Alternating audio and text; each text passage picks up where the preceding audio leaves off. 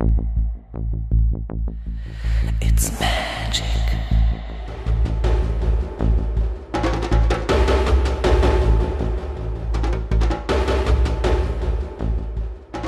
It's magic.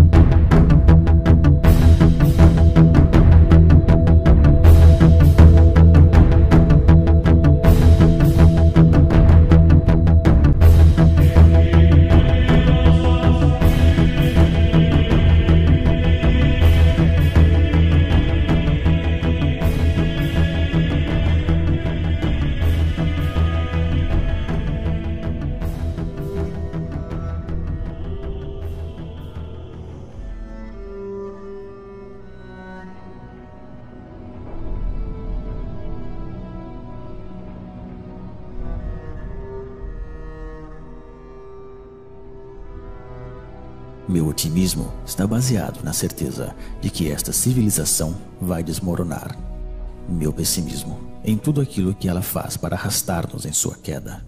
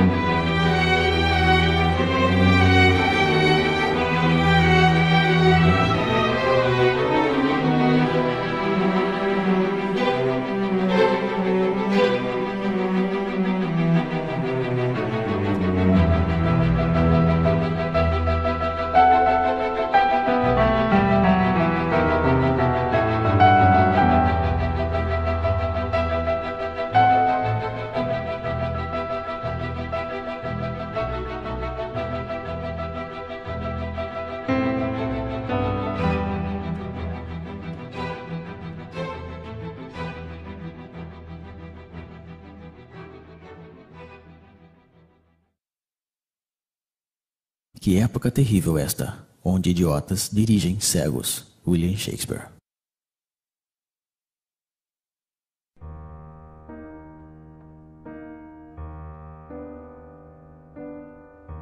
A servidão moderna é uma escravidão voluntária, aceita por esta multidão de escravos que se arrastam pela face da terra. Eles mesmos correm atrás de um trabalho cada vez mais alienante que lhes é dado generosamente se estão suficientemente domados. Eles mesmos escolhem os amos a quem deverão servir. Para que essa tragédia absurda possa ter sucedido, foi preciso tirar desta classe a capacidade de se conscientizar sobre a exploração e a alienação da qual são vítimas. Eis então a estranha modernidade da época atual. Ao contrário dos escravos da antiguidade, aos servos da Idade Média e aos operários das primeiras revoluções industriais, estamos hoje frente a uma classe totalmente escrava, que, no entanto, não se dá conta disso, ou melhor ainda, que não quer enxergar. Eles não conhecem a rebelião que deveria ser a única reação legítima dos explorados. Aceitam sem discutir a vida lamentável que foi planificada para eles. A renúncia e a resignação são a fonte de sua desgraça. Eis então o pesadelo dos escravos modernos, que só aspiram a deixar-se levar pela dança macabra do sistema de alienação.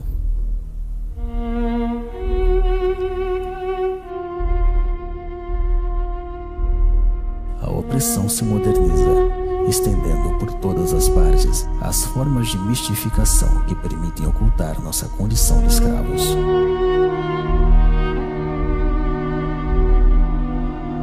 Mostrar a realidade tal qual é na verdade, e não tal como mostra o poder, constitui a mais autêntica subversão. Somente a verdade é revolucionária.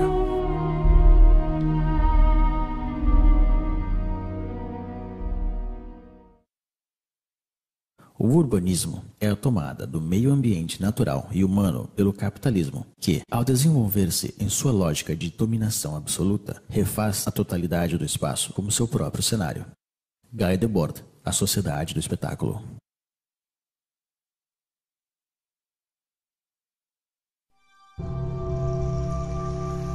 À medida que o homem constrói seu mundo com a força do trabalho alienado, o cenário deste mundo se converte na prisão onde terão que viver.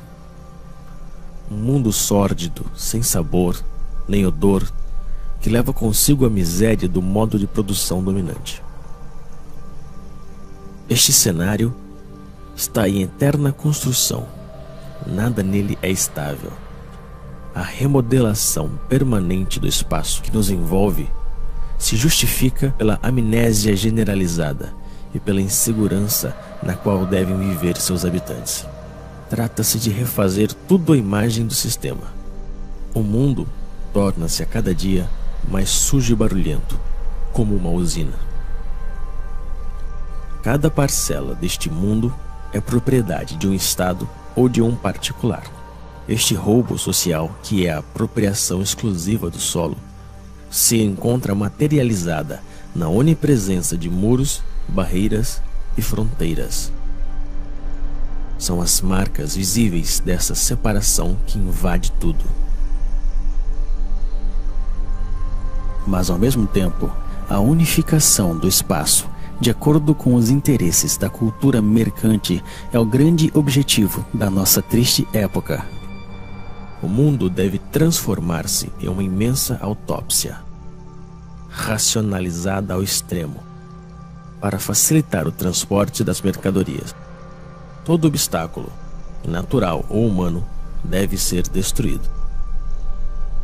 O ambiente onde se aglomera esta massa servil é o fiel reflexo de sua vida.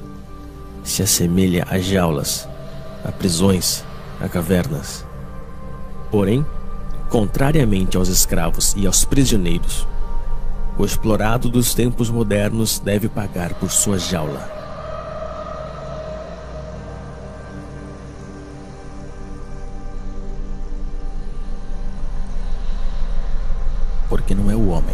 mas o mundo que se tornou uma normal. Anthony Artaud.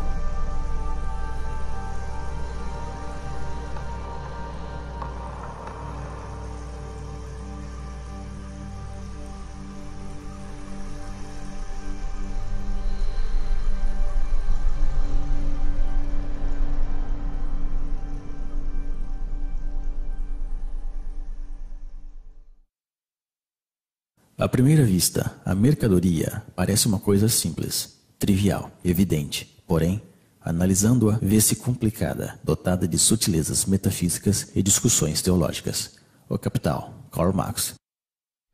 É neste lugar estreito e lúgubre, onde o escravo moderno acumula as novas mercadorias que deveriam, segundo as mensagens publicitárias onipresentes, trazer-lhe a felicidade e a plenitude.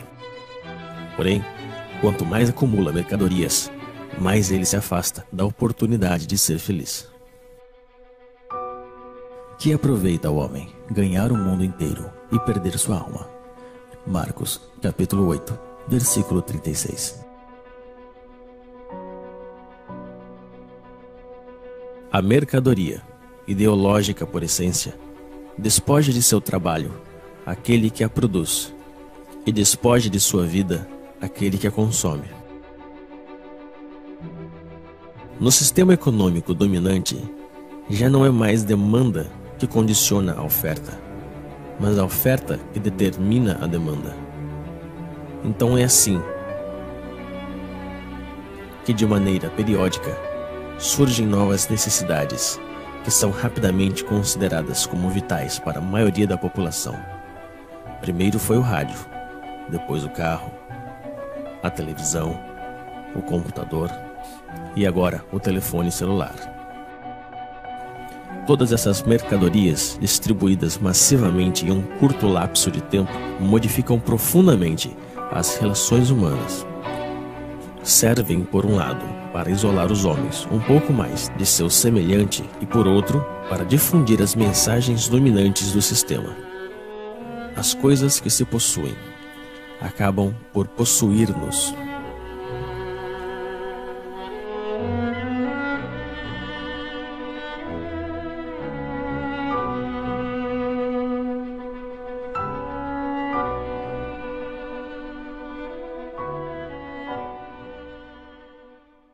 O que vem a ser alimento para um é veneno para outro.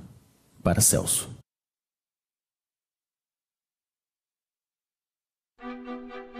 Porém, é quando se alimenta que o escravo moderno ilustra melhor o estado de decadência em que se encontra.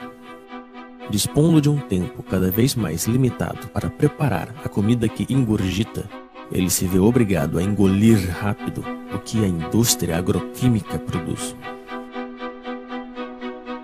Errando pelos supermercados, à procura dos substitutos que a sociedade da falsa abundância consente em dar-lhe, só lhe resta a ilusão da escolha. A abundância dos produtos alimentícios apenas dissimula sua degradação e sua falsificação. Não são mais que organismos geneticamente modificados, uma mistura de colorantes e conservantes, de pesticidas, de hormônios e outras tantas invenções da modernidade.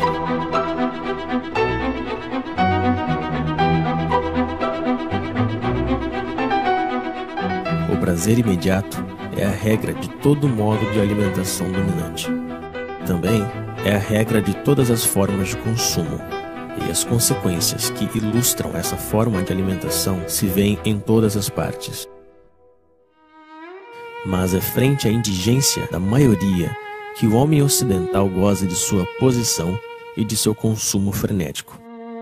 Em vista disso, a miséria está em todos os lados, onde reina a sociedade totalitária mercante. A escassez é o reverso da moeda da falsa abundância. E num sistema que promove a desigualdade como critério de progresso, mesmo se a produção agroquímica é suficiente para alimentar a totalidade da população mundial, a fome nunca deverá desaparecer.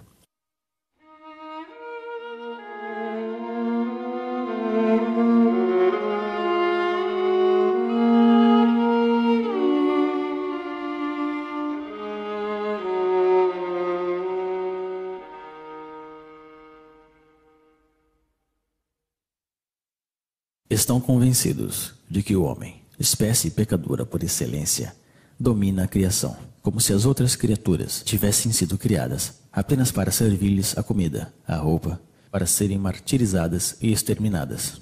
Isaac Bashevis Singer.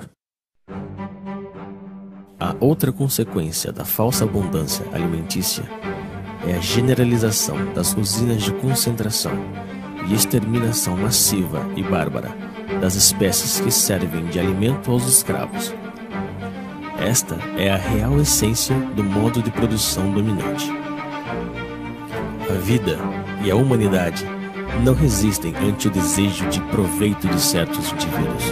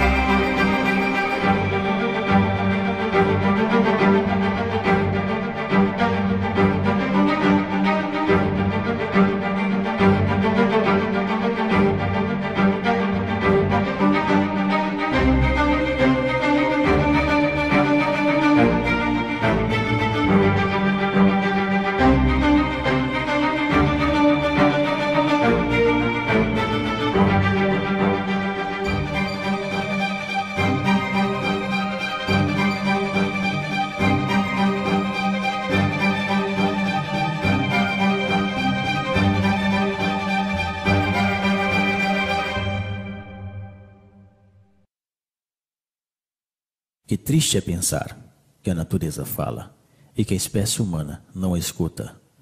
Victor Hugo.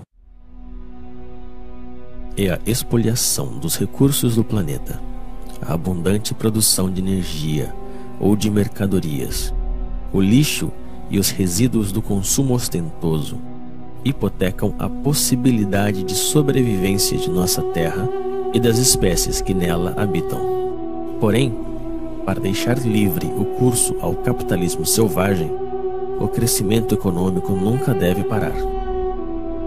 É preciso produzir, produzir e reproduzir ainda mais. E são os mesmos poluidores que se apresentam hoje como salvadores potenciais do planeta. Esses imbecis da indústria do espetáculo, patrocinados pelas empresas multinacionais, tentam convencer-nos de que uma simples mudança em nossos hábitos seria suficiente para salvar o planeta de um desastre. E enquanto nos culpam, continuam poluindo sem cessar nosso meio ambiente e nosso espírito. Essas pobres teses pseudo-ecológicas são repetidas pelos políticos corruptos em seus slogans publicitários. Porém, nunca propõem uma mudança radical no sistema de produção. Trata-se, como sempre, de mudar alguns detalhes para que tudo fique como antes.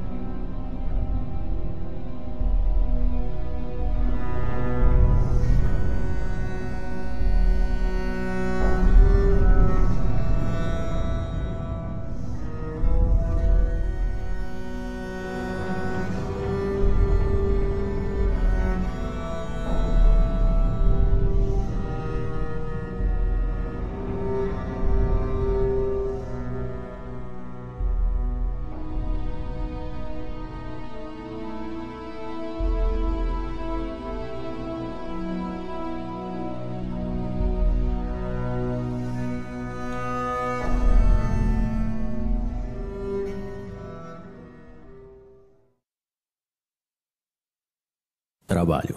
Do latim, tripalium, 3 paus, instrumento de tortura.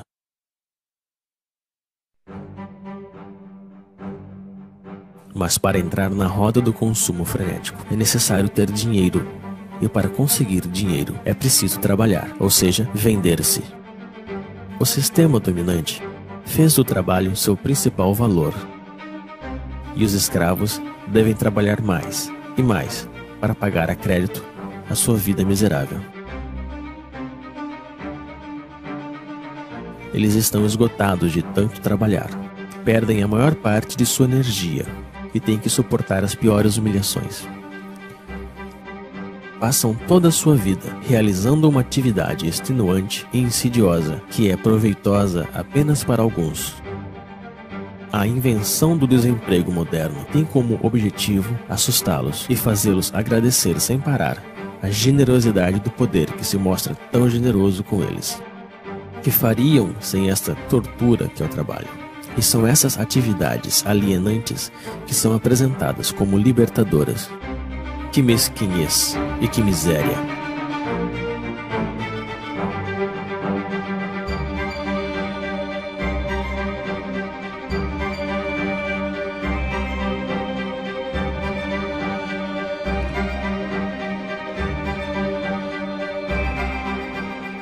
Sempre apressados pelo cronômetro ou pela chibata. Cada gesto dos escravos é calculado a fim de aumentar sua produtividade. A organização científica do trabalho constitui a real essência da desapropriação dos trabalhadores, seja do fruto de seu trabalho, mas também do tempo que eles passam na produção automática das mercadorias ou dos serviços. O papel do trabalhador se confunde com o da máquina nas usinas, com o computador nos escritórios. O tempo pago não volta mais. Assim, a cada trabalhador é atribuído um trabalho repetitivo, seja ele intelectual ou físico. Ele é um especialista em seu domínio de produção. Essa especialização encontra-se na escala do planeta, no âmbito da divisão internacional do trabalho. Concebe-se no Oriente, se produz na Ásia, se morre na África. É o homem inteiro que é condicionado ao comportamento produtivo pela organização do trabalho. E fora da fábrica, ele conserva a mesma pele e a mesma cabeça. O escravo moderno teria sido capaz de se contentar de sua servidão ao trabalho, mas à medida que o sistema de produção coloniza todos os setores da vida, o dominado perde o seu tempo com lazeres, com diversões e férias organizadas. Em nenhum momento do seu cotidiano ele foge da influência do sistema, que faz parte de cada instante de sua vida. É um escravo a tempo integral.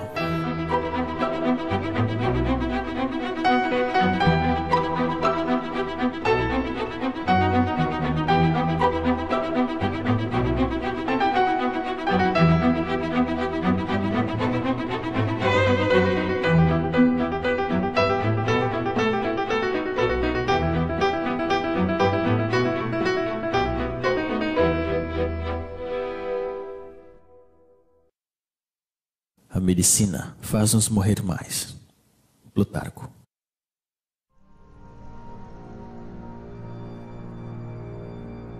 A origem dos males do escravo moderno está na degradação generalizada de seu ambiente, do ar que respira e da comida que ele consome. O estresse provocado pelas suas condições de trabalho e pelo conjunto de sua vida social.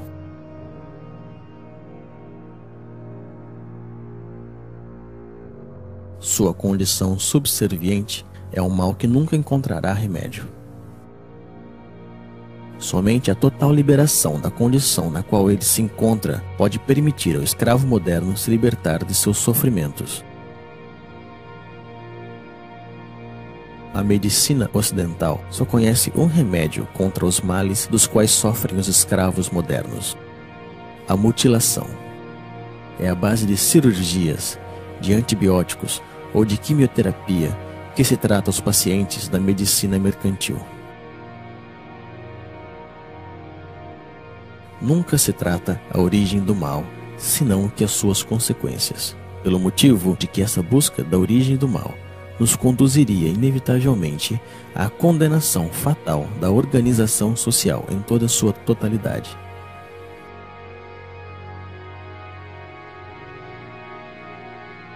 Assim como ele transformou todos os detalhes de nosso mundo em uma simples mercadoria, o sistema atual fez de nosso corpo uma mercadoria, um objeto de estudo e de experiências para seus pseudo-aprendizes de medicina mercantil. Os donos do mundo já estão prontos para patentear os seres vivos. O sequenciamento completo do DNA do genoma humano é o ponto de partida de uma nova estratégia posta em ação pelo poder. A decodificação genética não tem outro objetivo que o de amplificar consideravelmente as formas de dominação e de controle. Depois de tudo, nosso corpo também não nos pertence. De tanto obedecer, adquirimos reflexos de submissão. Anônimo. O melhor de sua vida foge entre seus dedos, mas ele prossegue assim, pois já está acostumado a sempre obedecer. A obediência se tornou sua segunda natureza. Ele obedece sem saber por qual razão, simplesmente porque ele sabe que deve obedecer. Obedecer, produzir e consumir. Eis aí o trítico que domina sua vida. Obedece-se aos pais, aos professores, aos patrões, aos proprietários, aos comerciantes. Obedecem-se também às leis, às forças da ordem e a todos os tipos de poderes, pois ele não sabe fazer outra coisa. Não existe algo que lhe dê mais medo que a desobediência, já que desobedecer, aventurar, mudar é muito arriscado. Assim como uma criança que se perde de vista de seus pais, o escravo moderno se sente perdido, sem o poder que o criou. Então, ele continua obedecendo. É o medo que nos fez escravos e que nos mantém nesta condição. Baixamos a cabeça frente aos donos do mundo. Aceitamos essa vida de humilhação e de miséria somente por medo. No entanto, dispomos da força numérica frente a essa minoria que governa. A força deles não sai de seus policiais, mas de nosso consentimento. Justificamos nossa covardia diante do enfrentamento legítimo contra as forças que nos oprimem com um discurso cheio de humanismo modernizador. A rejeição da violência revolucionária está ancorada nos espíritos daqueles que se opõem ao nome dos valores que este mesmo sistema nos ensinou. Porém, quando se trata de conservar sua hegemonia, o poder não hesita em se vestir da violência. Sob um governo que prende qualquer homem injustamente, o único lugar digno para um homem justo também é a prisão. Henry David Thoreau, A Desobediência Civil.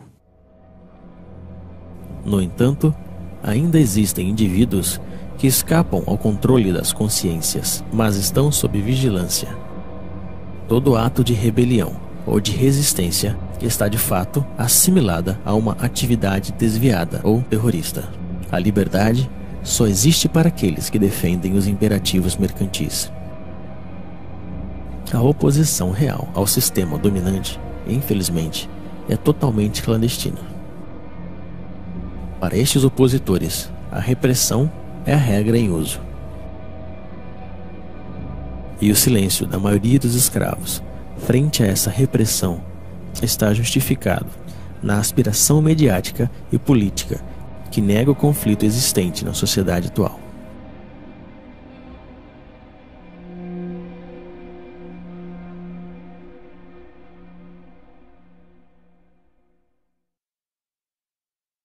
O que outrora se fazia por amor a Deus, hoje se faz por amor ao dinheiro, isto é, daquilo que hoje confere o sentimento de poder mais elevado e a boa consciência. Nietzsche, Aurora. Como todos os seres oprimidos da história, o escravo moderno precisa de seu misticismo e de seu Deus para anestesiar o mal que lhe atormenta e o sofrimento que lhe sufoca. Mas esse novo Deus, a quem entregou sua alma, não é nada mais que nada. É um pedaço de papel, um número que tem apenas sentido, porque todo mundo decidiu dar-lhe. É em nome deste novo Deus que ele estuda, que ele trabalha, que ele luta e se vende. É em nome desse novo Deus que ele abandonou seus valores e está disposto a fazer qualquer coisa. Ele acredita que quanto mais tem dinheiro, mais se libertará dos problemas dentro dos quais ele está aprisionado. Como se a possessão andasse de mãos dadas com liberdade. A liberação é uma acesse que provém do domínio de si mesmo, um desejo e uma vontade de atuar. Está no ser e não no ter. Porém, é preciso decidir-se a não mais servir nem obedecer. É preciso também romper com esse hábito, que ao parecer ninguém ousa recriminar. O escravo moderno está convencido de que não existe alternativa na organização do mundo atual. Ele se resignou a esta vida porque pensa que não pode haver outra. E é aí mesmo que se encontra a força da dominação presente. Entreter a ilusão desse sistema que colonizou toda a face da Terra. É o fim da história. Convenceu a classe dominada que adaptar-se à sua ideologia é como adaptar-se ao mundo tal qual se mostra e como sempre foi. Sonhar com outro mundo se tornou um crime criticado unanimemente pelos meios de comunicação e os poderes públicos. O criminoso, na realidade, é aquele que contribui, consciente ou não, na demência da organização social dominante. Não existe loucura maior que a do sistema atual. E, se não, fica sabendo, ó rei, que não serviremos a teus deuses, nem adoraremos a estátua de ouro que levantaste. Antigo Testamento, Daniel, capítulo 3, versículo 18. Frente à devastação do mundo real, é preciso que o sistema atual colonize a consciência dos escravos. É por isso que no sistema dominante, as forças de repressão são precedidas pela dissuasão, que desde a infância realiza sua obra de formação de escravos. Eles devem esquecer-se de sua condição servil, de sua prisão e de sua vida miserável. Basta olhar esta multidão hipnotizada frente às telas que acompanham sua vida cotidiana.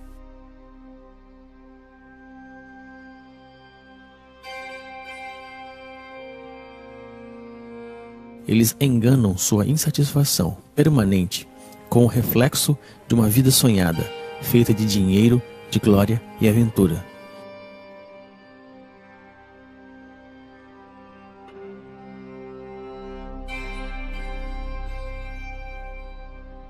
Mas seus sonhos são tão lamentáveis como sua vida miserável.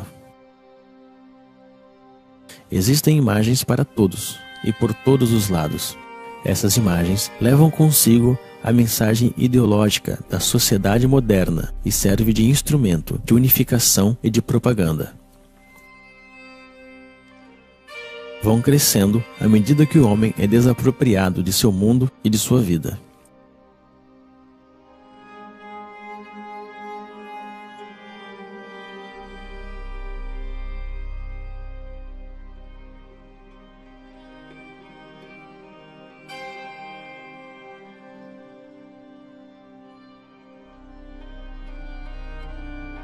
A criança é a primeira vítima dessas imagens, pois se trata de sufocar a liberdade desde o berço. É necessário torná-los estúpidos e tirar-lhes toda a capacidade de reflexão e de crítica. Tudo isso se faz, evidentemente, com a cumplicidade desconcertante dos pais, que não buscam sequer resistir frente à força imponente de todos os meios modernos de comunicação. Eles mesmos compram todas as mercadorias necessárias para escravizar sua progenitura. Desapropriam-se da educação de seus filhos e deixam que o sistema alienador e medíocre se encarregue dela.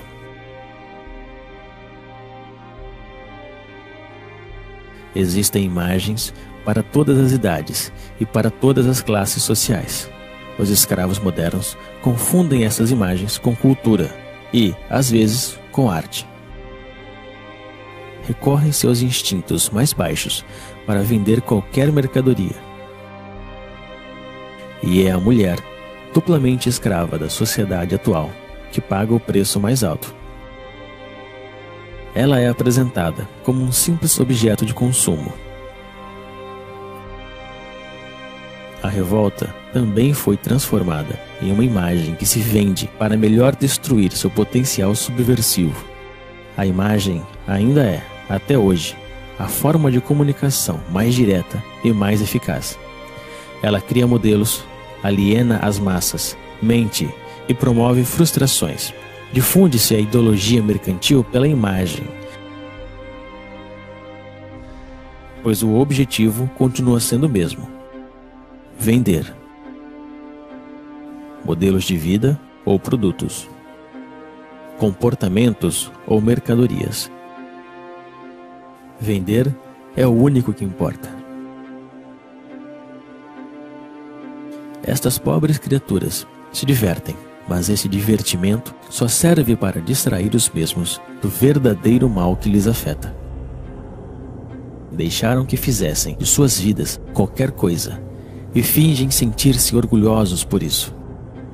Tentam transmitir uma satisfação, mas ninguém acredita. Não conseguem enganar-se a si mesmos quando se deparam com o reflexo frio do espelho da vida. Assim, perdem tempo com estúpidos que lhes fazem rir e cantar, sonhar ou chorar.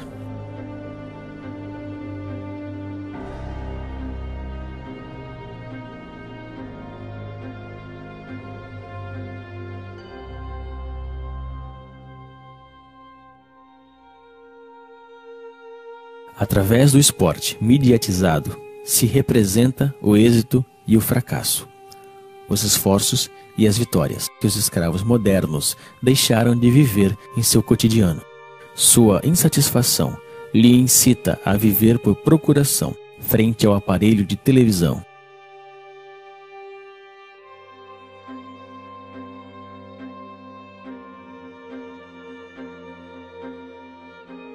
Assim, como os imperadores da Roma antiga compravam a submissão do povo com pão e jogos, hoje em dia é com diversões e consumo do vazio que se compra o silêncio dos escravos.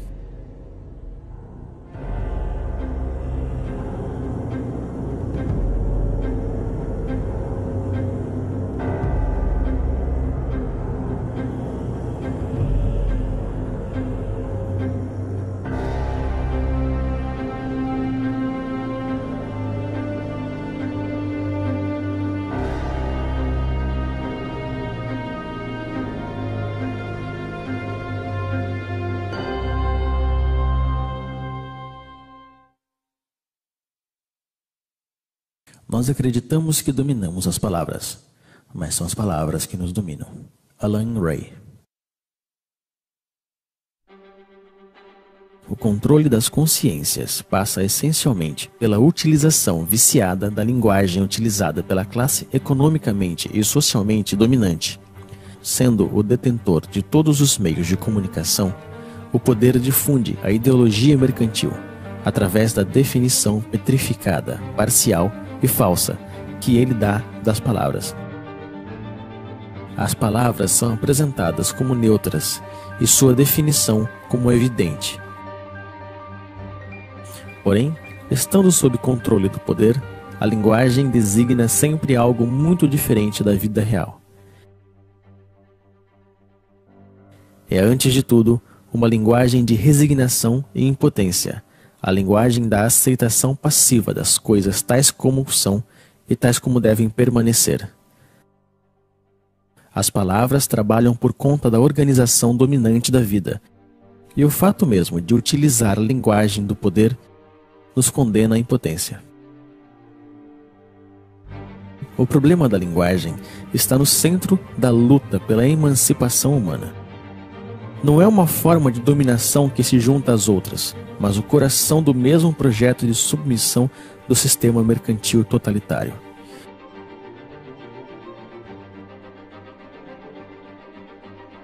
Para que uma mudança radical surja de novo, é preciso uma tomada radical da linguagem e também da comunicação real entre as pessoas. É nisso que o projeto revolucionário se une ao projeto poético. Na efervescência popular, a palavra é tomada e reinventada por grupos extensos. A espontaneidade criadora se apodera de cada um e nos reúne a todos.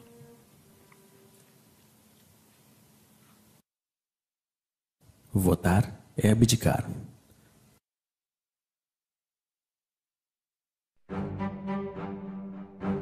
No entanto, os escravos modernos ainda se veem como cidadãos.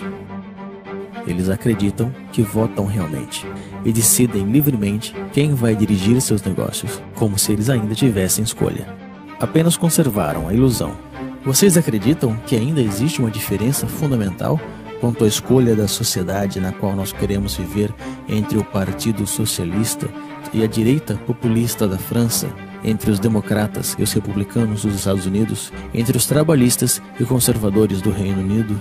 Não existe oposição, pois os partidos políticos dominantes estão de acordo sobre o essencial, que é a conservação da atual sociedade mercantil.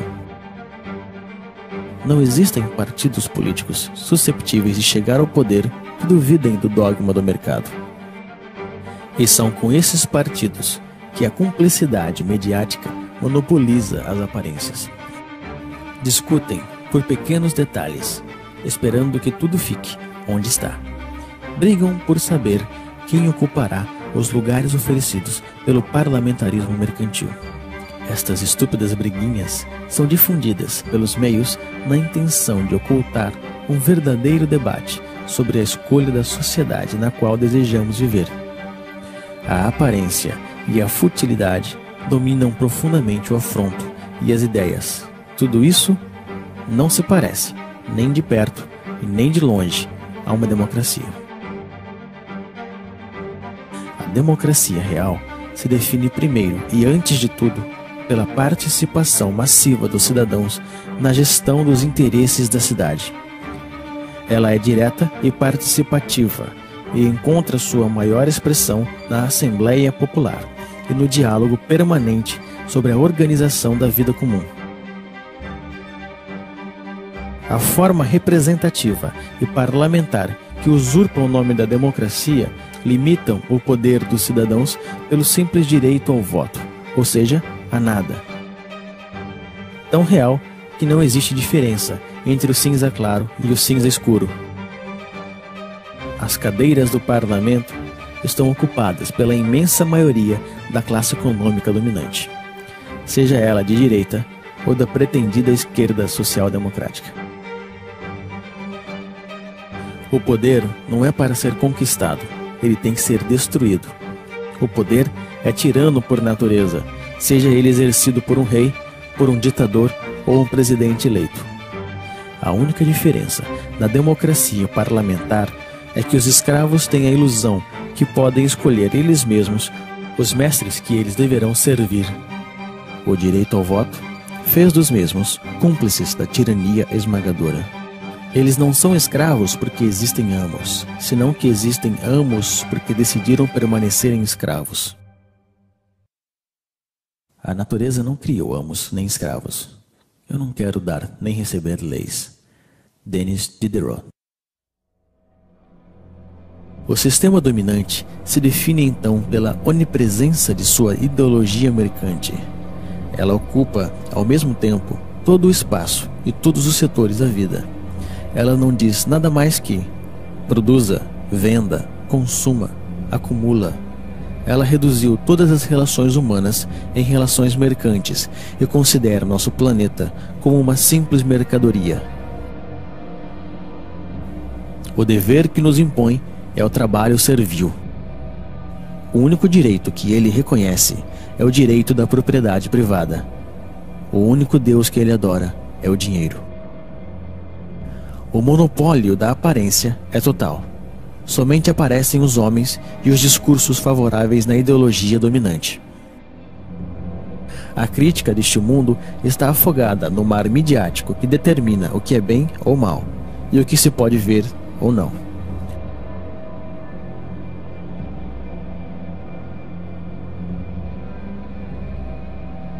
A onipresença da ideologia, o culto ao dinheiro, monopólio da aparência, partido único disfarçado de pluralismo parlamentar, ausência de uma oposição visível, repressão sob todas as formas, vontade de transformar o homem e o mundo. Eis o verdadeiro rosto do totalitarismo moderno que chamamos de democracia liberal.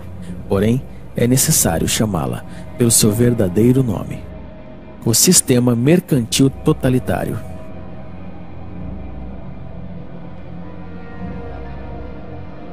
O homem, a sociedade e o conjunto de nosso planeta estão a serviço desta ideologia. O sistema mercantil totalitário realizou o que nenhum totalitarismo conseguiu fazer antes: unificar o mundo à sua imagem. Hoje, já não existe exílio possível.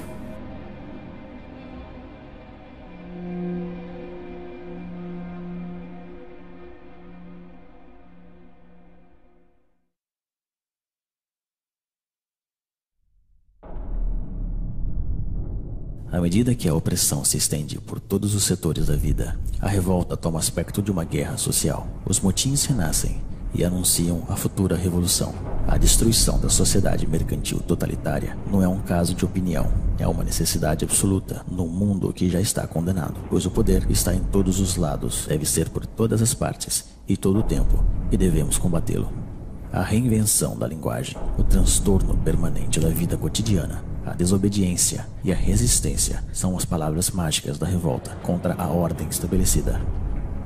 Mas para que desta revolta surja uma revolução, é preciso unir as subjetividades em uma frente comum. É na unanimidade de todas as forças revolucionárias que devemos trabalhar. Isto só se pode conseguir quando temos consciência de nossos fracassos passados. Nem o reformismo estéril, nem a burocracia totalitária não podem ser uma solução para nossa insatisfação.